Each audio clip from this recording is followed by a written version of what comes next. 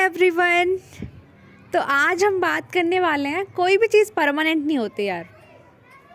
हम चीज़ों को ना परमानेंट समझ लेते हैं और फिर हम गुस्सा करते हैं। तन्नू ये कैसे बात कह रही हो तुम, ज़रा समझाओगी हमें? चलिए समझाती हूँ।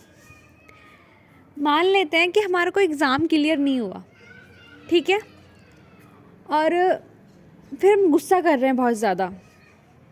अब हम दोबारा तैयारी में लगे हुए हैं, फिर भी हम गुस्सा कर रहे हैं कि अब तक चीज़ें नहीं हुई, हम पढ़ाई कर रहे हैं, अब तक मेरा एग्ज़ाम क्लियर नहीं हुआ, ये नहीं हुआ, वो नहीं हुआ। गुस्सा आ रहा है, घर वाले सुना रहे हैं, ठीक है। तो ये क्या है? ये गुस्सा करना, ये अग्रेशन क्या है? ये हमारी भूल है कि हम चीज़ों को परमानेंट समझ के बैठे हैं। ऐसा तो नहीं है कि वो एग्ज़ाम एक बार नहीं हुआ, दूसरी बार अटैम्प्ट में नहीं होगा। ऐसा कहीं लिखा है क्या? नहीं होगा। और जहाँ तक मैंने चीज़ें ऑब्ज़र्व करी, जब हमें दोबारा अपॉर्चुनिटी मिलते हैं ना, हम उसका भरपूर फ़ायदा उठाते हैं, भरपूर उसके लिए मेहनत करते हैं। बताओ गलत बोल रही हूँ क्या मैंने? नहीं ना। मान लो आपने एग्ज़ाम दिया, आपका नहीं हुआ, आप ये उम्मीद में बैठे हो ना कि सेकंड अटैम्प्ट होगा तो मैं उसके अच्छा करके जाऊँगा, भाई मैं उसे बहुत अच्छा करूँगा। तो जब हम सेकंड अपॉर्चुनिटी की बात करते हैं तो वो यही है। और हमें पता होता है, क्योंकि हमने पहले गलती की थी, इसलिए हमें पता होता है कि हम सेकंड अटैम्प्ट में जो हमें दोबारा अपॉर्चुनिटी मिलेगी, हम बहुत अच्छा परफॉर्म करेंगे उसमें। तो इसलिए हम मेहनत करते हैं। और इन चीज़ों में हमारे जो भी गुस्सा आ रहा है, जो भी चीज़ें हैं, अग्रेशन यही है कि जब हम चीज़ों को परमानेंट समझ लेते हैं कि यही परमानेंट है, इसी को हम अपना सब कुछ मान लेते हैं। हम कहीं ना कहीं सोच लेते हैं कि नहीं होगा, लेकिन ऐसा नहीं है। यही इल्यूज़न है। सच्चाई यही है कि कोई चीज़ परमानेंट नहीं है। अगर हमारा भी एग्ज़ाम क्लियर नहीं हुआ तो ये चीज़ परमानेंट नहीं है हमारी। अभी हम मेहनत कर रहे हैं और आगे चीज़ें होंगी, हम एक्शन ले रहे हैं इसलिए।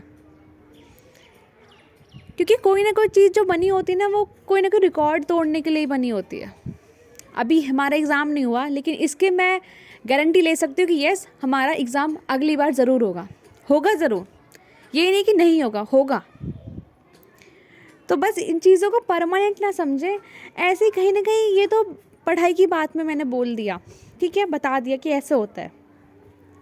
कभी ना कभी हम चीज़ों को ऐसे अपने डेली लाइफ में, अपनी लाइफ में, अपने रिश्तों में ऐसा समझ के बैठ जाते हैं कि यही परमानेंट है।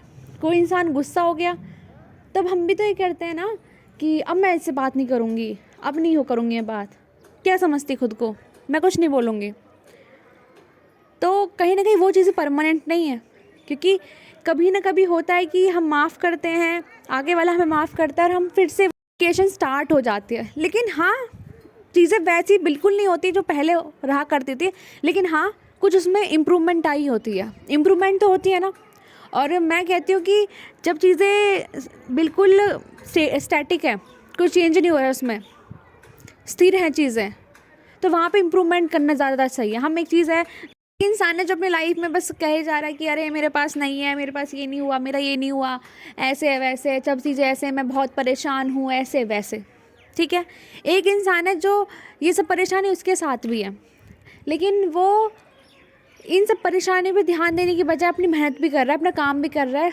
सिंपल वर्ड्स में कहूँ तो इम्प्रूवमेंट भी कर रहा है।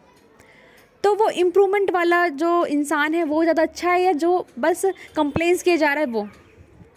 तो ऑब्वियस सी बात है कि जो इम्प्रूवमेंट भी कर रहा है।